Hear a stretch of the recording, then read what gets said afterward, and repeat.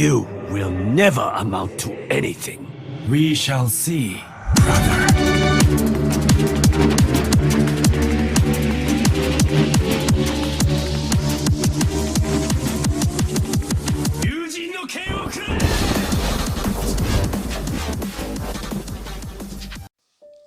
What's going on, YouTubers? This is Zen from zenworld, and I hope you're having a great day. So we are doing a rundown on XOfSwords creation. We finally made it. This is part 1 of 22, and 22 is quite a bit, team. But regardless, we made it. And the book starts off with the 4 original horsemen, right?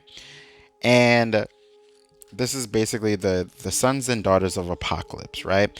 And they're on their move to the last watchtower of the kingdom of Durador, right? In Otherworld.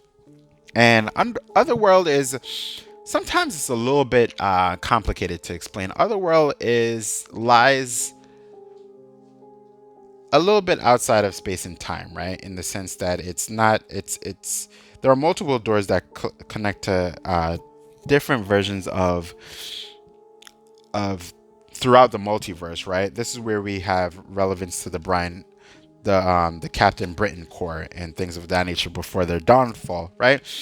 And we get this king, and he's speaking, and he basically says, like, take this to Satyrine, right? It will mark you as my herald, right? So he goes on this kind of like pterodactyl kind of thing to bring word of basically what is happening. What are the 4 horsemen doing?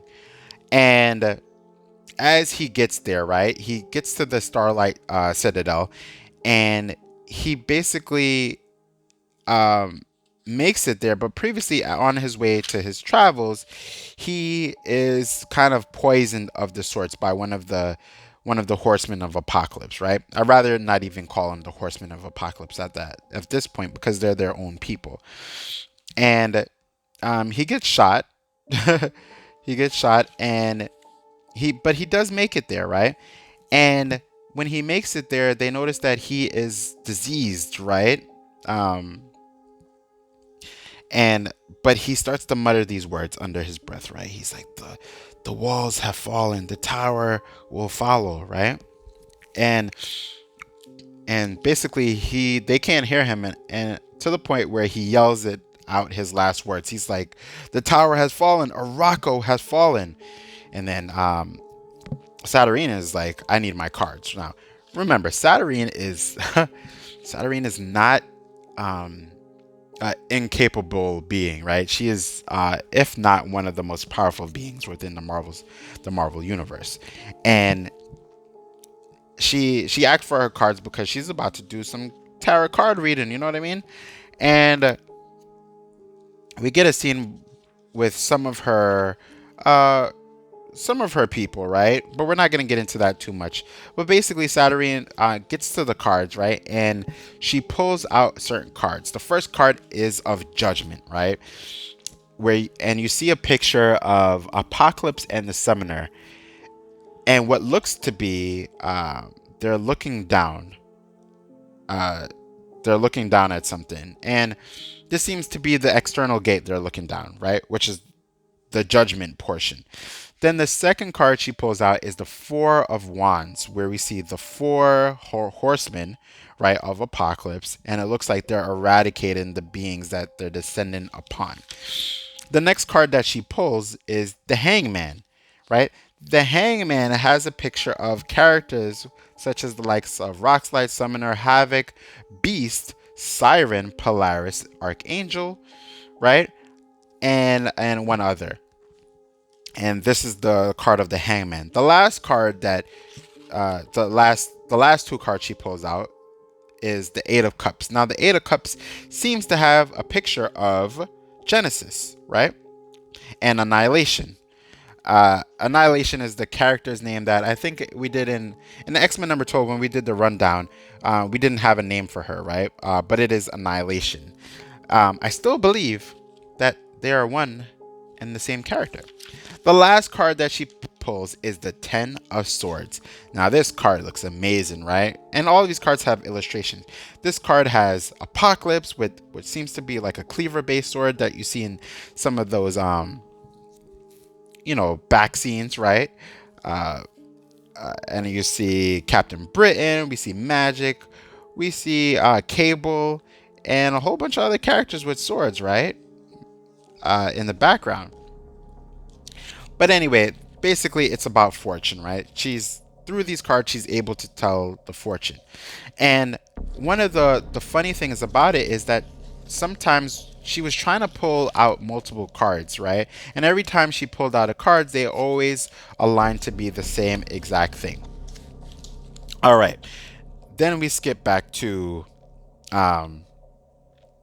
basically the external gate. Now, previously, Summoner, Banshee, right?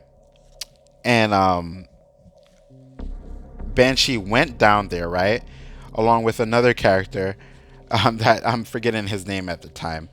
But they went down to the gate, and as Rockslide and a couple of other characters are by the gate, a big gigantic beast comes out, right? And on the top of it is Summoner. The beast seems to be Summoner's beast, and Summoner's holding Banshee in his arms, right? And then Summoner yells, he's dying. He's basically dying. And we look at Banshee, and he looks like he's been through everything, right? We're not too sure what happened when he went. So as they go, they summon the healer is there to try to heal Banshee, and Apocalypse comes and asks what happened. And basically, it seems to be that Summoner alludes to them being ambushed. So they go to the Quiet Council, and in front of the Quiet Council, Apocalypse basically tells that, brothers and sisters, this is the son of she who is my daughter, right? War, right? And he introduces Summoner, right? Summoner is basically his grandson, which is the daughter of War. And they tell everything about the external gate and everything that has happened, right? With the Twilight Sword. And the Twilight Sword, it seems the Twilight Sword is very interesting because I'm not too sure if that's the same Twilight Sword that Surtur uses, or is that another version of the Twilight Sword? Sword. I'm not too sure. But regardless of that, they tell the story, and they confirm if everything is right with Krakoa, right, in terms of Araco, and where they were before, and also what Apocalypse has built in terms of the external gate. So then Summoner gets into what actually happened, right, when they went into the external gate. That they went in there and they were ambushed by like these beasts, right? Banshee. I like the way Summoner describes Banshee and the rest of them, and Eunice, right? The untouchable. He says, I, a summoner of Araco, and two heroes of Krakoa, Banshee with the voice that can break mountains, and Eunice, who cannot be touched by God or a man, right? Because he has the ability to create a force field. That's about it. But Summoner makes them sound like super epic, and you see them like really fighting off these beasts, right? More so Banshee. I didn't really see Summoner doing anything, but it was quick and short. And basically, he says, I escaped with Banshee, and they basically captured Eunice, right? And so they're talking, but they're kind of like, I don't know, because Apocalypse is like, I'm gonna go, and they're a little bit frustrated in some sorts, right? Because they're like, you never told us about any of this. You never received any approval from the Quiet Council. But Apocalypse is like, what approval did I actually need? All I needed was the approval from Krakoa himself, right?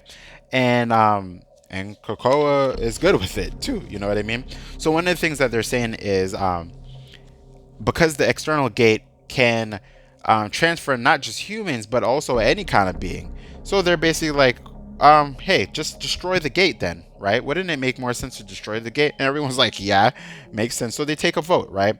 And Sebastian Shaw kind of makes like a funny joke, like, you know, shall we play democracy, you know, like quote unquote. So they do, and at the end they decide to destroy the gate. But then we get a pretty epic interjection from Krakoa himself, who is talking through Cypher.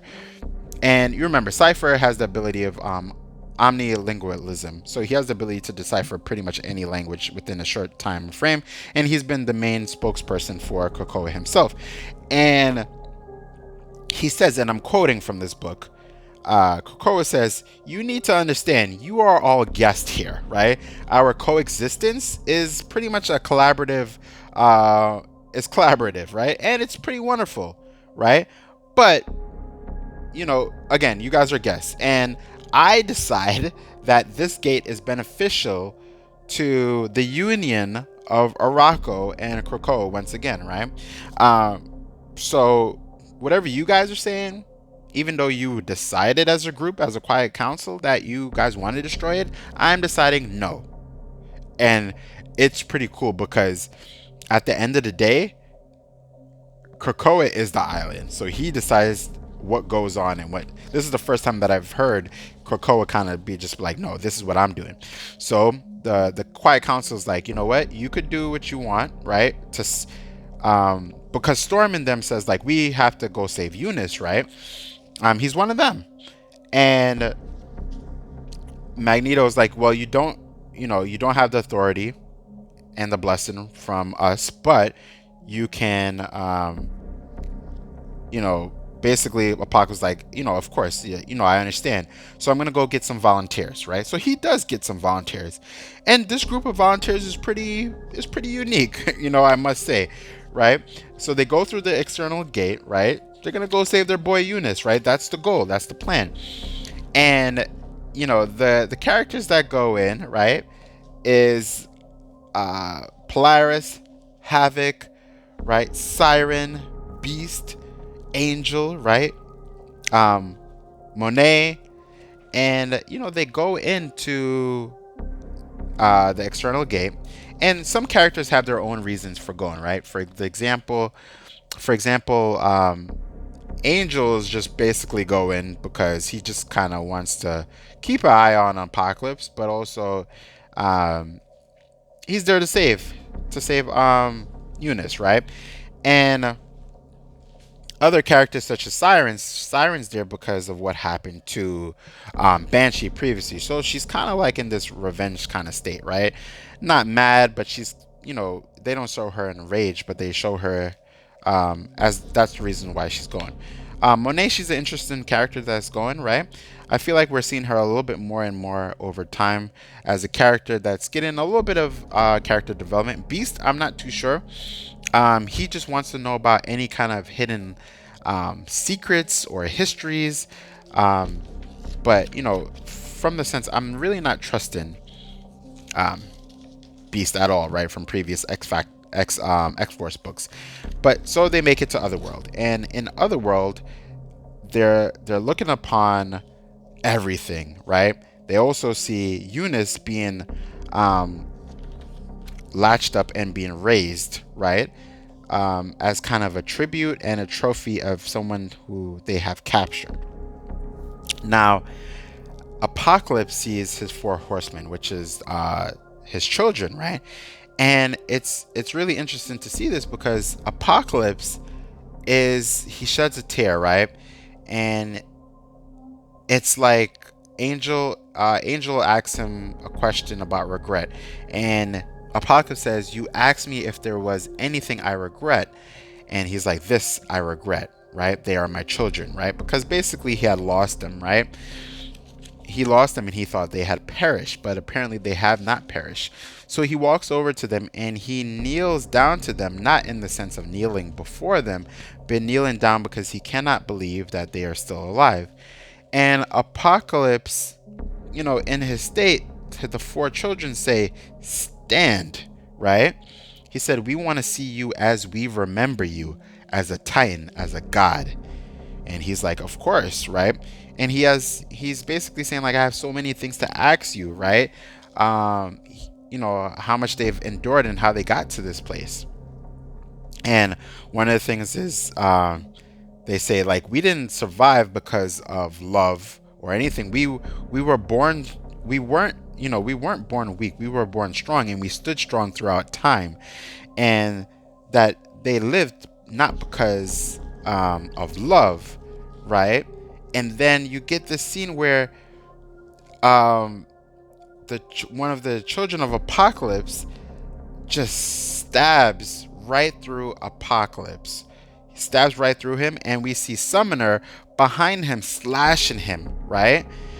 And Siren screams in order to blast him away because apparently, like I said in the theories video team, Summoner has double crossed everyone, right? He has double crossed Apocalypse. And I knew this was going to happen by the dialogue in X-Men number 12. So go ahead and check that video just so that you could get a recap on some of my my theories for that video and why I led to this thinking and why it did come to fruition. Okay, team. So now we get a skip. Not a skip, but we skip to we transition rather to a scene where Cable and Rachel Summers are looking inside of the mind of Banshee. And they just want to find out more, right? This is back on Krakoa. And one of the things that they see is actually what happened when they first went through, when Eunice, Banshee, and Summoner went through the external gates. And apparently, as they went through there, the Summoner ambushed Eunice and Banshee, and only acted as if he was returning with one to then prove that he was helping him, right? So this is all one big setup, right? That the Summoner is, with War, his mother, and working with the other three,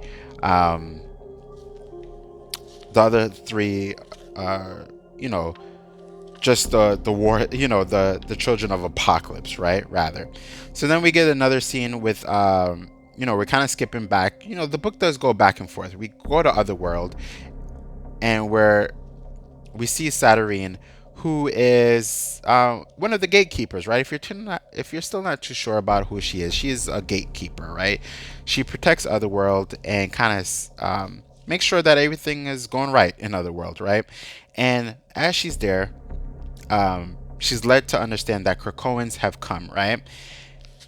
And then we skip back to this portion of Otherworld where everyone is fighting. Rockslide is there.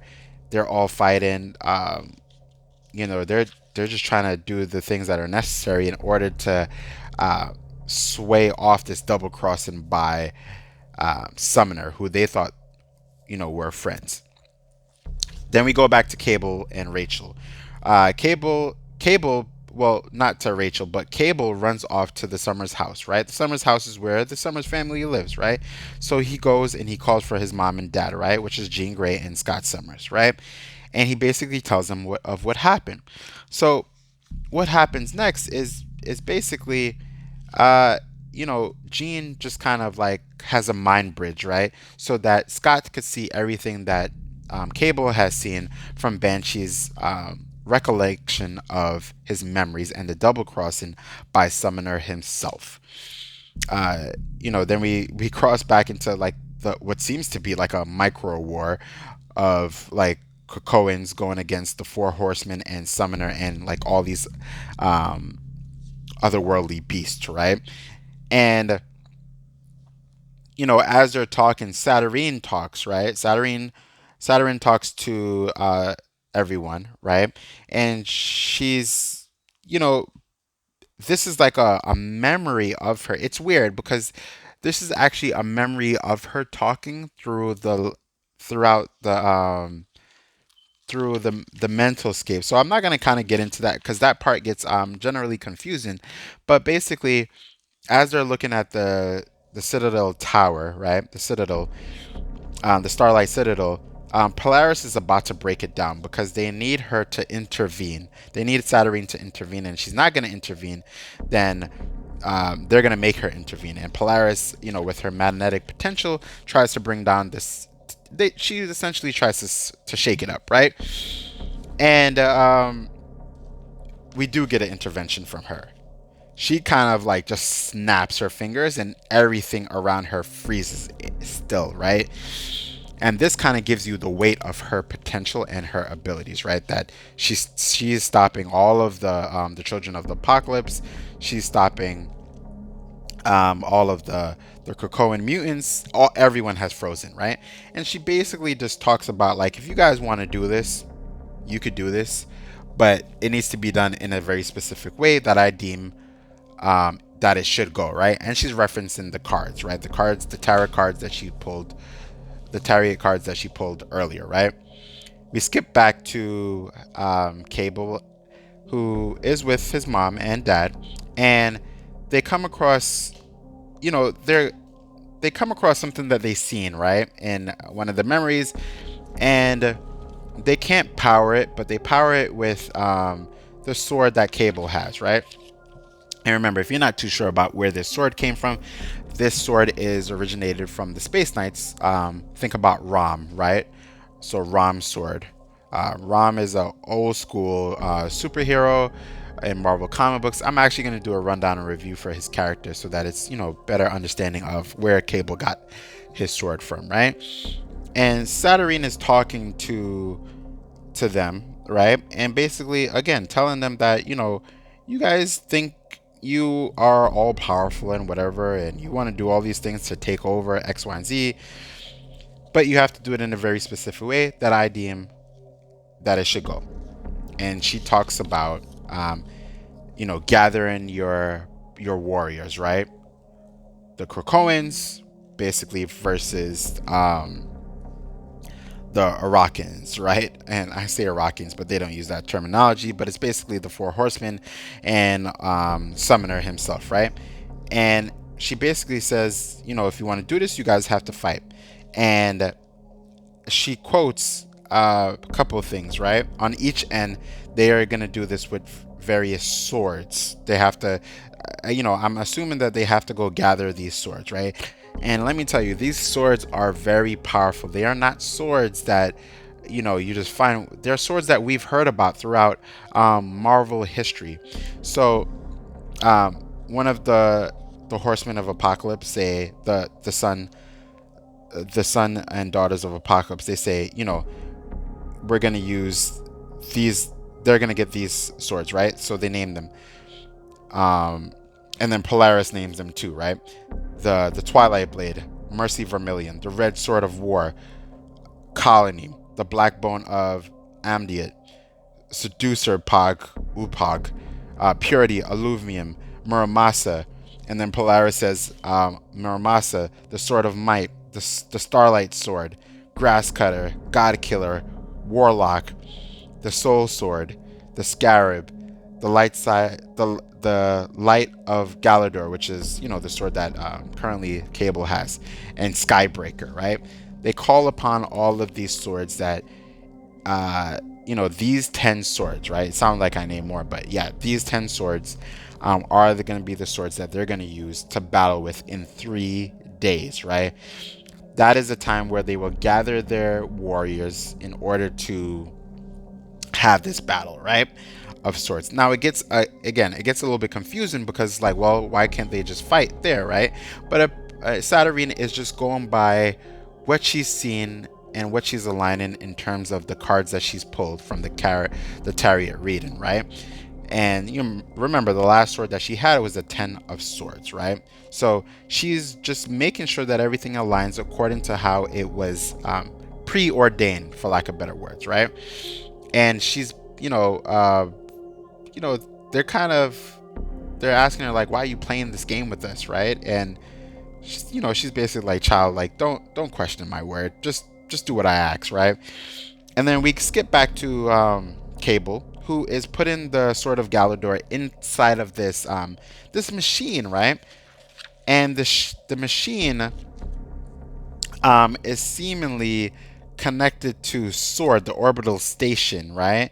If you're not too sure, Sword is like a sentient world, kind of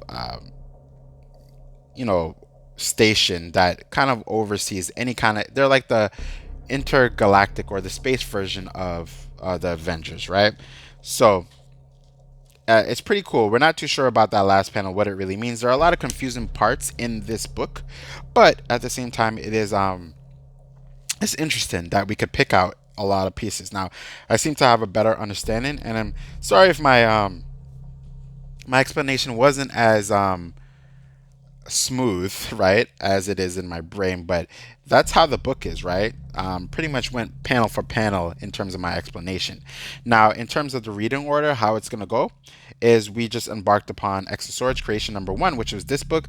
Then the next reading order is X Factor number 4, then Wolverine number 6, X-Force number 13, Marauders 13, Hellions 5, New Mutants number 13, Cable number 5, Excalibur number 13, X-Men number 13, and XOfSwords Stasis number 1, which, you know, that runs all the way up until October 28th. So you do have to get all of those books in terms of the chapters for Raise Your Sword, right? For XOswords. So grab all of those books. I am super hyped. And, you know, just to finish off this this rundown, I was right. We were right about Summoner. He was not someone to be trusted, right? The only theory that we do have to conclude is who is not who is Genesis, who is Annihilation. Now, is Annihilation really Genesis, or vice versa? Or are we looking at a different character altogether for Annihilation, right? We'll figure that out, right? So anyway, looking forward to the next book. This is Zen from Zen World saying peace, love, and prosperity. If you're enjoying my content, drop me a like, subscribe, hit the notification bell, and I'll catch you all later for the next video. Take care, everyone.